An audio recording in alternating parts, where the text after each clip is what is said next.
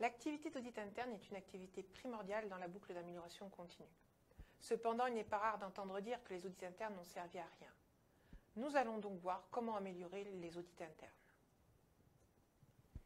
Commençons par évoquer les points clés. Dans un premier temps, nous allons aborder l'analyse des résultats des audits internes. Nous traiterons ensuite de l'analyse de la satisfaction des parties prenantes de l'audit. Enfin, nous verrons comment améliorer le processus d'audit. En ce qui concerne l'amélioration des audits internes, il convient de commencer par l'analyse des résultats. La première étape, vérifier la bonne mise en œuvre du programme d'audit et analyser les causes des écarts. Il est fréquemment constaté que le programme d'audit interne n'a pas été respecté. Retard ou non-réalisation de certains audits. La première explication qui est donnée est le manque de temps ou d'implication des auditeurs internes. Mais si l'explication était ailleurs, par exemple une programmation non réalisable, des ressources insuffisantes, des méthodes inadaptées, durée, audit à distance ou présentiel, manque de compréhension de la part des audités et des auditeurs des enjeux et des objectifs recherchés. Pour améliorer la réalisation des audits internes, il faut donc améliorer la recherche des causes. La deuxième étape, vérifier l'atteinte des objectifs recherchés au travers des conclusions d'audit et des opportunités détectées. Si les résultats des audits ne permettent pas de statuer sur l'atteinte des objectifs, il conviendra alors d'analyser également les causes, par exemple avoir le bon auditeur pour l'objectif recherché, et de replanifier l'audit.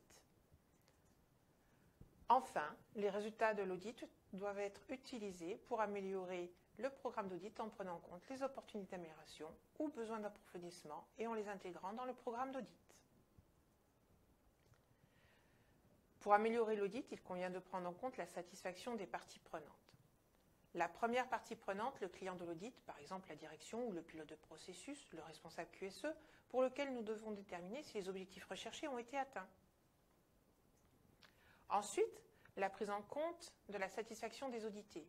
Nous avons souvent des retours d'audités qui pensent que l'audit interne n'a servi à rien. Nous devons donc identifier les besoins exprimés en amélioration des personnes auditées.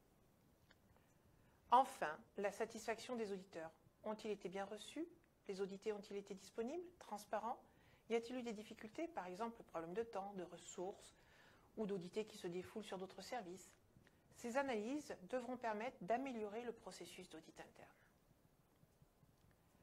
L'amélioration du processus d'audit devra se baser sur la formation continue des auditeurs, notamment à partir des retours d'expérience des audits réalisés, mais aussi en fonction des évolutions des entreprises et des techniques, par exemple l'audit à distance. La programmation des audits basée sur les résultats qui permettra, plutôt que d'auditer tous les processus à la même fréquence, de focaliser sur les points améliorés et d'apporter davantage de valeur aux audits. Enfin, la mise en œuvre des actions d'amélioration qui auront pu être déterminées à la suite de l'analyse des résultats et de la mesure de la satisfaction des parties prenantes. En conclusion, pour réaliser de bons audits internes, il convient de mettre en place une démarche d'amélioration continue du processus d'audit.